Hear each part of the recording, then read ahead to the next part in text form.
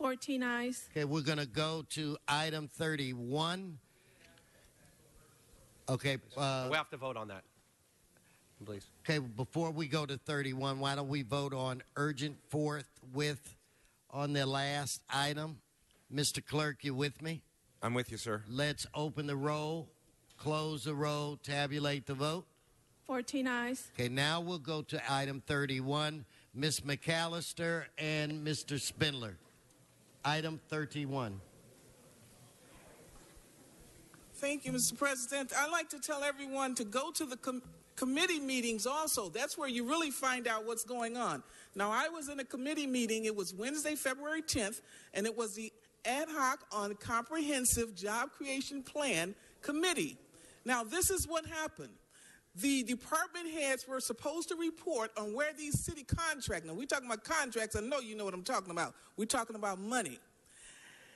And it was on the assessment on the percentage of the city contracts that are held by local small businesses and options to establish a goal participation in the request for the proposals. Now, the committee members, which included Mr. President, they asked these department heads to report on where this money was going, who was getting the contracts and stuff like that, what was the percentage, and do you know what they told them? One man in the department head, he said, he was from the mayor's office. He said the department, some of them refused to give that contract information.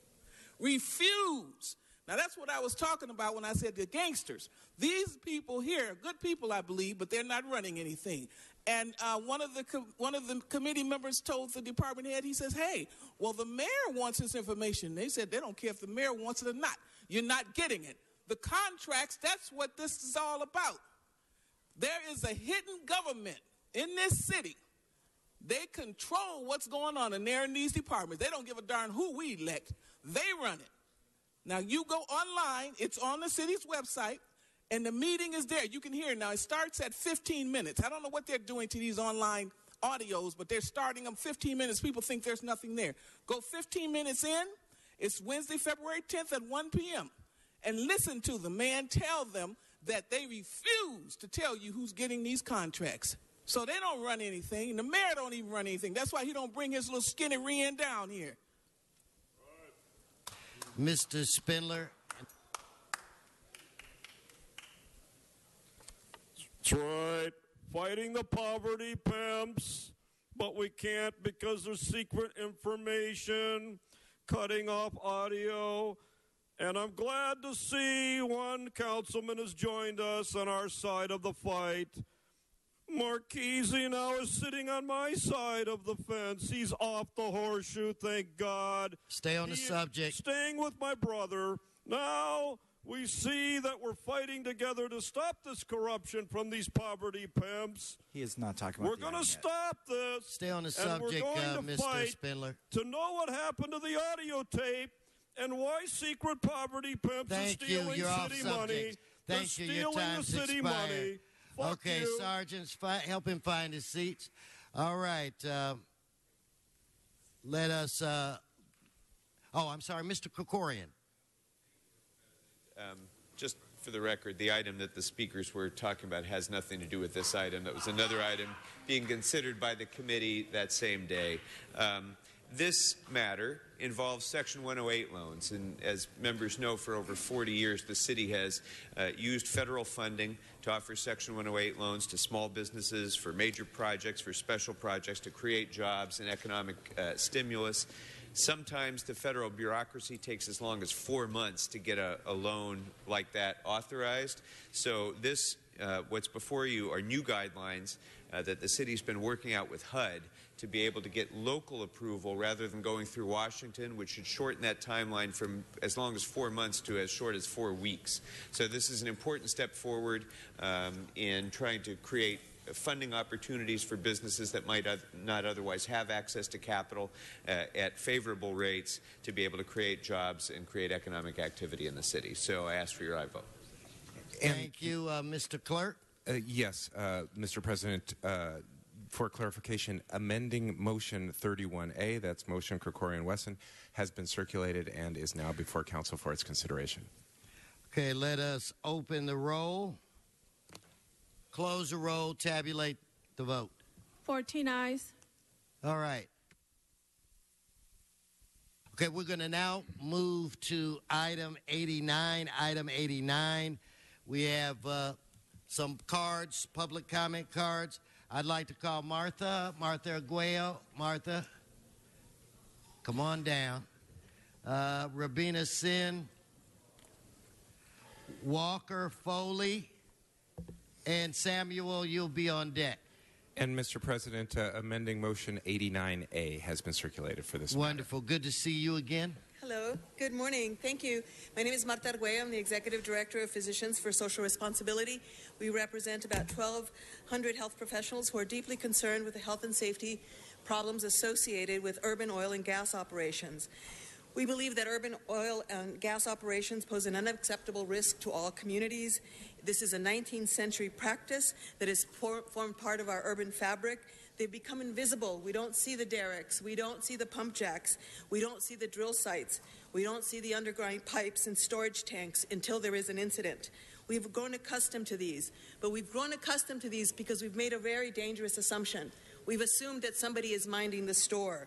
And we've assumed that minding the store means protecting the health and safety of residents, putting the health and safety of residents above the profits of the oil industry. Well, we've made a dangerous assumption, and today we're here to support the call for the hiring of an oil expert with one caveat. We think that in the 21st century, we should be hiring a health and safety expert to help wean ourselves off of fossil fuels. So again, we applaud this hire. We hope that health and safety is centered to the hire and centered to the expertise that this person holds. That way we can stop this dangerous practice that is putting many residents at risk. We've heard about Porter Ranch, but we forget that the risk of people in South LA face every day, and we've been able to ignore that risk, and it's time we stop. Thank you. Thank you. So please come forward and identify yourself. Yes. Hi. My name is Rabia Sen, and I'm with Esperanza Community Housing Corporation. We are here as Esperanza and also as part of Stand LA, Stand Together Against Neighborhood Drilling Los Angeles. And we work with low-income communities of color in South Central who, for too long, have been on the front lines of this issue and who are the most impacted by unsafe and unchecked industrial practices. Urban oil drilling is occurring in their backyards, across the street from their homes, their schools, their parks, and it has made their homes and neighborhoods inhabitable and caused severe acute and chronic health issues. Urban oil drilling has no place in our neighborhoods and is fundamentally incompatible with community public health and safety. This has been borne out, especially with all the focus that has been put on Porter Ranch. And to highlight what the previous speaker said, it has been happening for years and years in communities of South Central. What we are asking here is that with this motion, you use it to shift the city's focus to protecting community public health and safety, including looking at land use issues that govern the decisions that bring unsafe industrial practices into neighborhoods, as well as shifting the focus to holding industry, especially the oil and gas industry, accountable for their unsafe practices and putting so many of our residents in danger. Thank you. Thank you. Sir, please come forward and identify yourself. Yeah, my name is Walker Foley. I'm an organizer with Food and Water Watch, and we work with communities to stand up to corporations that put people before profits and advocate for a democracy that improves people's lives and protects our environment. We believe public health must be the foremost consideration when talking about this industry, and ultimately, we believe this industry has no place in a dense urban population and no place on a warming planet rapidly headed toward total ecological catastrophe. The historic actions of oil and gas companies in the Los Angeles area suggest that our communities and our health are not a valued part of their business model. So we thank you for continuing to work on urban drilling, neighborhood drilling. This should be a priority for the city of Los Angeles, but our concern with this motion is that it comes without public hearing, without regarding the voices of the communities most impacted by this industry, and therefore this decision. There's a single neighborhood council on the community impact statement that speaks to this motion, and we believe that if not handled properly, this position could easily give way to regulatory capture. We already know that the California Independent Petroleum Association is walking these halls and lobbying for who they would like to fill this role. So the original motion contains no guidelines for what kind of professional should fill this position, and more alarming to us, makes no mention of public health. Only the responsibilities to be performed, which mostly pertain to industrial operations. And in fact, when you dig into the responsibilities that seem to have guided this position from its inception in the 50s, you see an emphasis on managing city leases with oil producers, making this a profitable thing for city revenue. The staff report on November 5th of 2014 indicates, and is one of the only documents I've found, that mentions public health in respect to the scope of the responsibilities to be performed, and it's not mentioned in this motion. So we support STAND, we support Esperanza and Physicians for Social Responsibility in asking that this position consider public health as a foremost consideration to the scope of the responsibilities for this role. Thank you. Okay, now, Sam, we got the right item for you here. Ha, glad to be back. Sam Sukatan with the Sierra Club, speaking for the 40,000 members we have in Los Angeles and Orange County in our Angeles chapter. Also a CD10 and Koreatown resident. It's always hard to follow Walker, but, you know, same song, different key. We want to thank the council for drawing their attention to this issue. We know the petroleum administrator position hasn't been fulfilled in most of my lifetime. However, in that time, historically, the petroleum administrator's priority has been making sure that LA gets its money's worth from energy extraction. In those 25 years, we're realizing that environmental health, public health, and safety are parts of that cost that we haven't paid yet. So I want to echo my friends at Esperanza, PSR, and Food and Water Watch by thanking the council for their work and encouraging them to adopt public health as a major guiding principle in this hiring process, as suggested by your planning department and by Councilmember Koretz as a friendly amendment. Thanks. Mr. Walsh and Mr. Gus. I don't have a card on you, Mr. Spindler. I'll look for it if you've submitted it. Mr. Gus, you're there, so you can come right up. 1 minute only, please. 1 minute only. Daniel Gus. For information purposes only, follow me on Twitter at PovertyPimpHerb. So this is and that's my real Twitter handle, by the way. So I'm wondering, what neighborhoods are you going to be drilling in for oil? I have a feeling it's not going to be the wealthy CD5 and the wealthy CD11. I have a feeling it's going to be in CD8, where Mr. Harris Dawson is going to have to deal with this for however long he cares to stay on city council. But we have two jobs here, and I know Mr. Wesson is fond of giving his family these jobs. You're off the subject. Stay on the subject. Okay, I just want to make sure that they're not going to go to Wesson family members. You're off the subject. Thank you. All right? Come on, chance? Mr. Walsh. No No, Mr. Walsh, come on.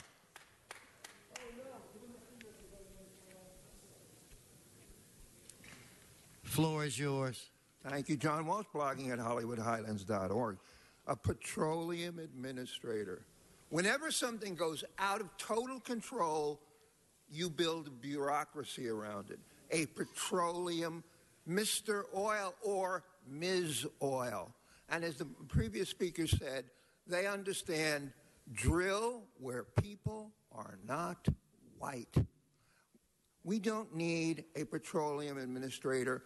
The total cost of the petroleum administrator, because there'll be a deputy administrator, an assistant administrator, there's going to be an office. The total cost of the administrator, who has no power to do a damn thing except come up here and jerk off for your entertainment, is going to be $1.75 million a year. And next year it'll go up by 15 to 20%. HollywoodHighlands.org. Okay, do we have a Monique, come forward. This is my last card. I don't have any other cards on this. Okay, go ahead. Yeah, good morning. My name is Monique Uriarte, MONIC. I'm a member of STAN LA. And I want to say I really support the motion to get and hire a petroleum administrator, but I'm against Mr. Eglander amendment because I'm a resident where I were victim of these health symptoms when gas is leaked in our neighborhood. My whole community was experiencing horrible health symptoms, and I asking to consider to hire a person with health experience in this issue. Thank you. Thank you. Okay, I want to go to Mr. Koretz. That concludes public. I have no cards. That concludes public comment on this item. Please sit down. Mr. Koretz. Thank you, Mr. President. I think it's no secret we have a broken oil and gas system in Los Angeles. The Porter Ranch gas leak, the other oil drilling problems we've had, especially those which occur right next to homes and schools, are part of a much larger systemic problem. Now, we've been waiting for a CLA-CAO report from Energy and Environment Committee on my original motion on the Petroleum Administrator since last August. It's ridiculous, and in the meantime... Mr. Koretz, hold your time. Mr. Spindler, sit down. Ms. Cernoff, you have to move from the center island. From the center, please sit down. Thank you very much. Okay, sorry about that, Mr. Koretz. Continue. No, we're not going to put cuffs on you. Sit down, dear. Mr. Koretz. No, sergeants, help her find her. See, nobody's arresting you. Nobody. Just get out of the center aisle. Sit down. Sergeants, have a conversation with her. Mr. Koretz, go Mr. on. President, I'd like to speak, but you have to have this woman that's yelling in the center aisle. Let's go talk to her, Sergeant. Have a seat. She's continuing to disrupt. Just sit down, Mr. Okay, now Mr. Previn. Mr. Previn, sit down. Mr. Previn is disrupting the meeting. Okay, Mr. Koretz. Thank you, Mr. President. And I want to thank you for your leadership in bringing forward this motion in place of my motion, which was stalled. When it comes to the health and well-being of communities who are on the front lines of drilling and deal with the most immediate impacts, we should be moving with greater haste. And I believe Councilmember Englander should be commended for working so hard and so quickly to protect his constituents in Porter Ranch.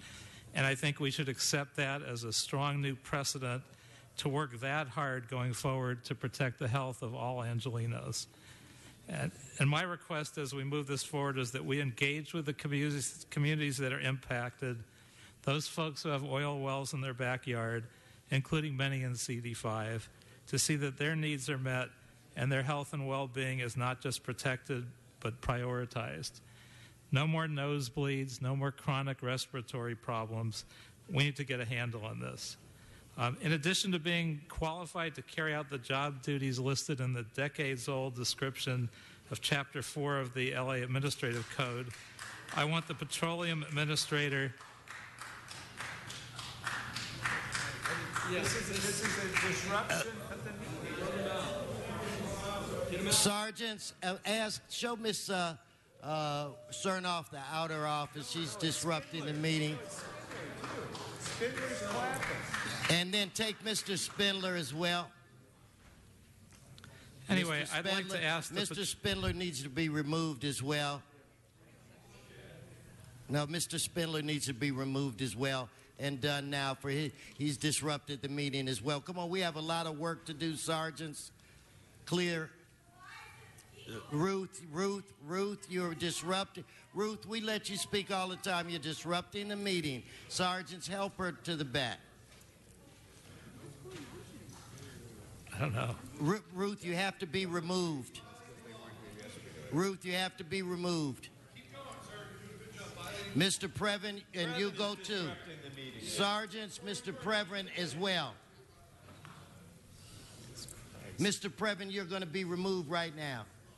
Please remove Mr. Previn right there. Sergeant, right now. It's not a request. No, it's not. Just you've got to go.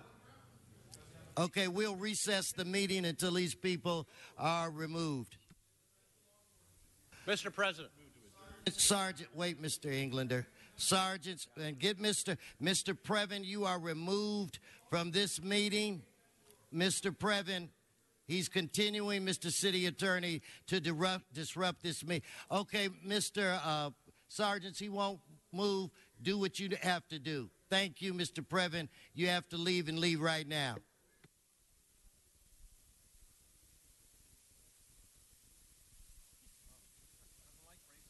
Mr. Englander.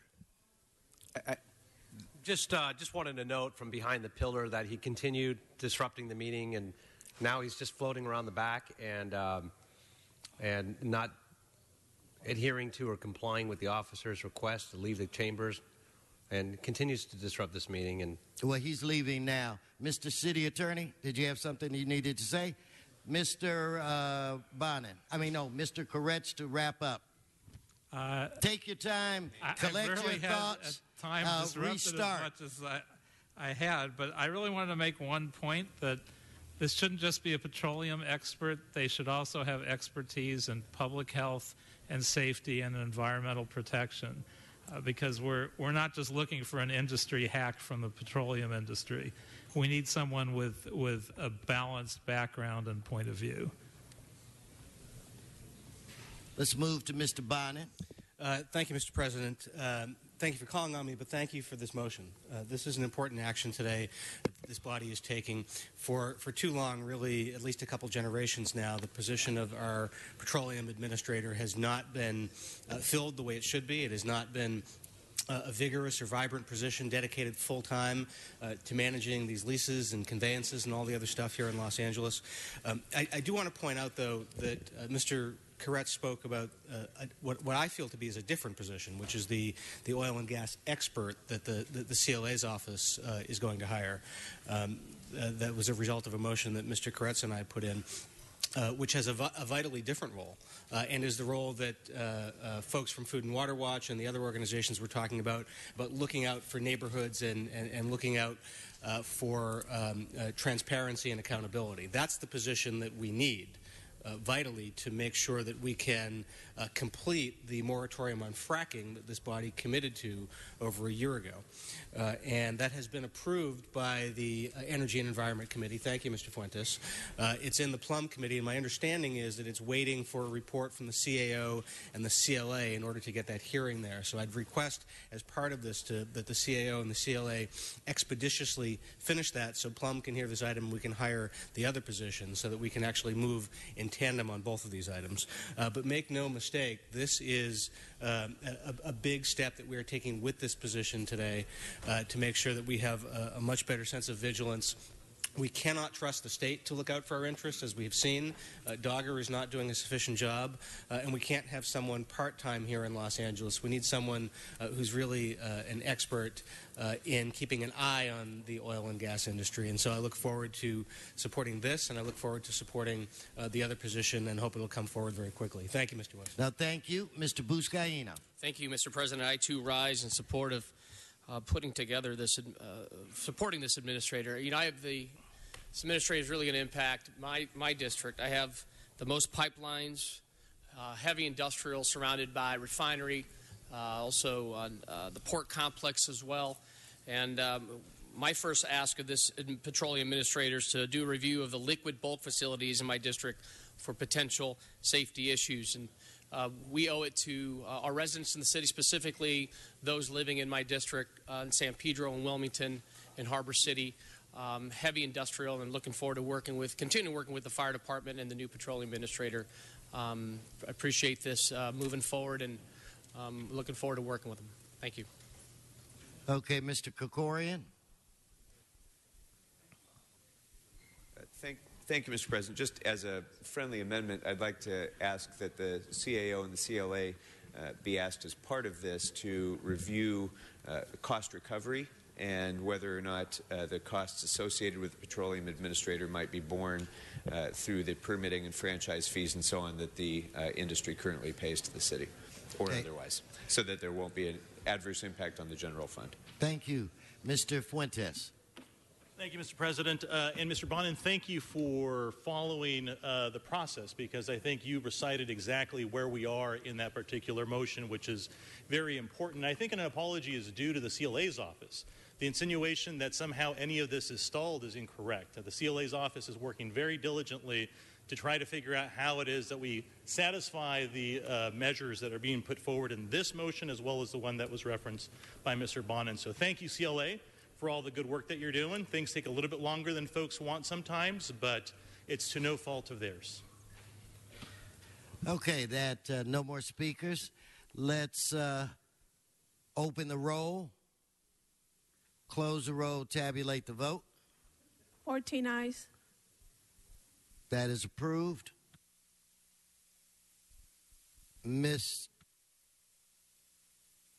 Rue, item, is it 94? 94, yes, sir.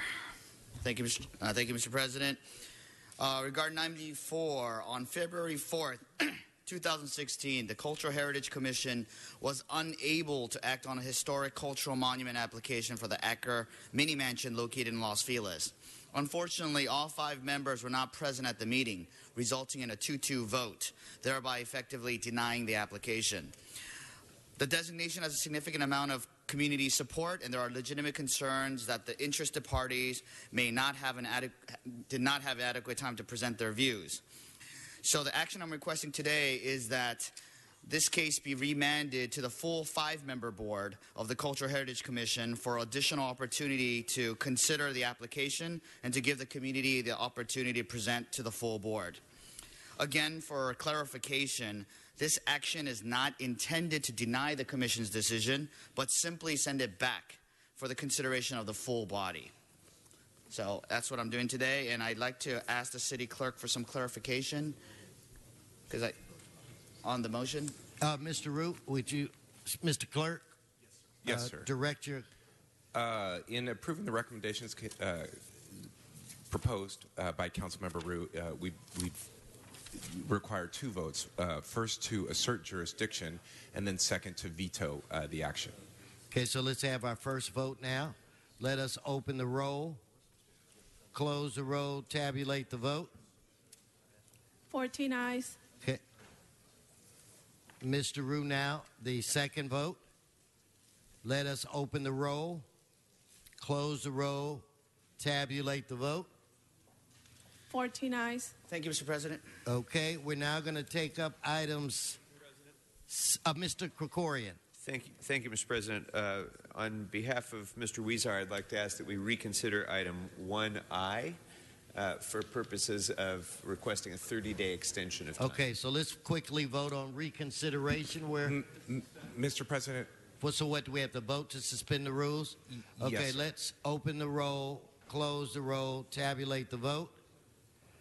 14 ayes. Now we will vote on reconsideration. Let's open the roll, close the roll, tabulate the vote. 14 ayes. And that will be continued. How long? 30 days. So that will be continued until March 18th. Thank you.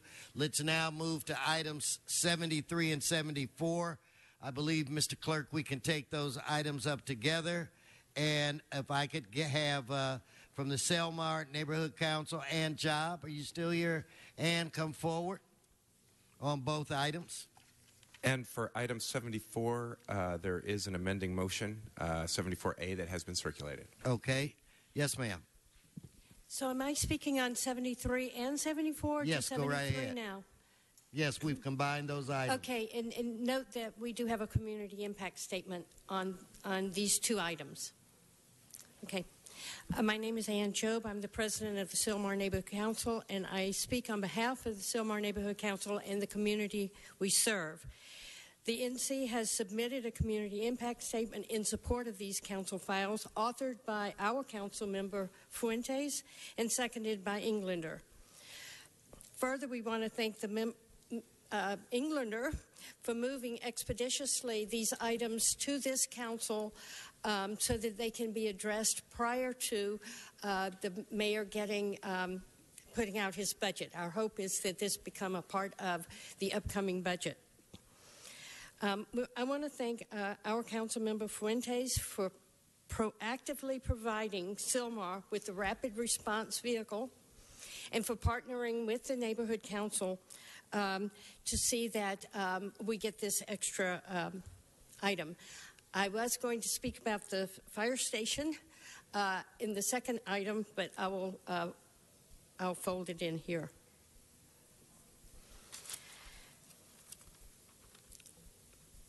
I want to thank for the expedition of these two items, again, saying that they will be a part of the next budget condition. We fully support the Public Safety Committee's position that Sylmar Station 91 be renovated. We fully support the Public Safety Committee's position that a new fire station be constructed that will provide Sylmar with a truck and ladder company, an engine company, and ambulance. The discussion has also indicated that the need is greatest above the 210. I'm here to say thank you on behalf of Sylmar to our council member Fuentes for his leadership and his partnering with us to get this much needed service, long-term service, as well as the short-term service. We thank you so very much. All right, let's prepare to vote. Let's open the roll, close the roll, tabulate the vote. 14 ayes. Okay, let's move on now to item 18, where we'll begin a hearing process on that item. Mr. City Attorney, on this item, I'm going to ask for 1 minute per card. We'll start off with, I think it's J.J. Burton and Cal Burton. I cannot make out the first name. Last name is Miller. Alberto Trevino. Benjamin Biamoff. So anyway, sir, identify your, let me defer to the city attorney. And just for... And then I'll recognize Mr. Fuentes. President, this item deals with the protest that was noticed with respect to the rate case, and I will defer to the city attorney's office in a second. But just so that members of the public are aware, and for anybody who's watching, it may help inform their comments, it is anticipated that the rate cases will be heard in the Energy and Environment Committee beginning today. First we will do the water case, and then subsequently we will do the electricity case, and at some point we will go ahead and give a committee opinion to the full city council. But for today's process, the item was agendized because it's a legal requirement as a result of Proposition 218. This council is not taking an action today on the rate cases. Mr. City Attorney, correct me if I'm wrong on any of that, but I wanted to make sure for all of those of you who attended or are attending today's meeting based on the anticipated rate case, it's coming, but it's not today. Mr. City Attorney? Just to follow up on what Mr. Fuentes said, as per the notice in the agenda, the hearing will be continued and the ordinance presented on March 1st in City Council. Mr. Burton, pleasant surprise. Good to see you, sir. Well, first of all, Mr. President, I want to bring greetings from all of our friends and congratulations on all of your success from being a Chief Deputy. I'd love to hear it, Cal, but you got to stay on the item. I understand. I'm going to use his minute also. No, you got to just use yours. Okay. I can't trade a minute. Hold his time. All right. Things have changed since we were here back in the mid-'80s. Okay. So now, go on, Mr. Burton. You have just dated me. Both of us. First of all, I want to thank you for letting us speak today. And to my right is my nephew, J.J. Burton. We own the property on Crenshaw and Florence, the whole block. And we are at this point in the process of building 250 units for senior citizen housing, as well as a mixed use at the bottom, commercial. The corner of Crenshaw and Florence is very vital to our community. The rate increase would pose a severe hardship on the seniors who are moving into our complex, as well as all the business people. So we ask you, please, thanks, Cal. Councilman, would you please... Thank you. So now, JJ, you want to wrap it up? Yeah, just thank the councilman. Yeah, thanks a lot, everybody. Thanks. Okay, so now we'll bring Mr. Miller, Mr. Trevino, Benjamin Biamoff, Judy White, Paul Gray. Please identify yourself. My name is Linda Miller. I'm an engineer. I live in the city of Los Angeles, and I want to complain about the rate increase proposed by LADWP. As an engineer in the city of Los Angeles, I have considerable experience working with LADWP, and they are very incompetent. I worked for them one summer as a student engineer, and their main argument with me was to work slower because I was making everybody else look bad. Why is our water system that was built 80 to 100 years ago, why is it falling apart? Because we haven't maintained it. What has LADWP done in the last 80 to 100 years? They haven't been maintaining our system. Our lines continue to break, and instead of pumping the water and saving that and using that, they just let it run down the sewer. Thank you. Thank you. Thank you. So Alberto Trevino, Benjamin Benumoff, Judy White, Paul Gray,